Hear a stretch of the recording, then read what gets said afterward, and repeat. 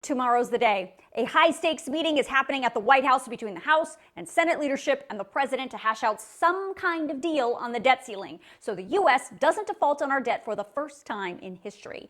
The president says he's optimistic. The House Speaker says he absolutely is not optimistic. The staffs of the House Speaker, the House Minority Leader, the Senate Majority Leader, and the Senate Minority Leader and the White House have been meeting throughout the weekend. They met again today to try and find some places where Democrats and Republicans can agree.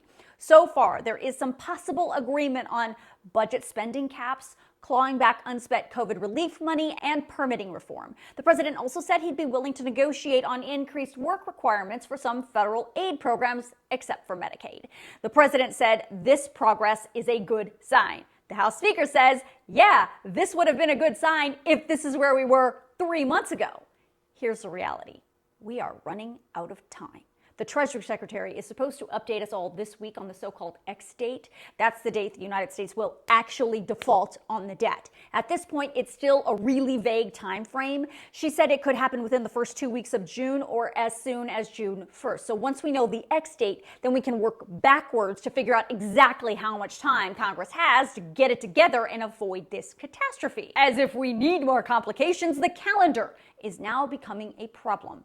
Let's just say the X date falls on June 1st. Well, the House is in Washington, D.C. this week and next week. Then they go on recess the week of Memorial Day. The Senate is in Washington, D.C. this week, and they will be in D.C. after the Memorial Day holiday, but they are supposed to be on recess next week. The president will be in D.C. today and tomorrow, but then he's leaving for the G7 meeting in Japan this Wednesday and is scheduled to be gone until late next week. That means today and tomorrow are literally the only days in the entire month of May where the president, the Senate, and the House are all in Washington, D.C. at the same time.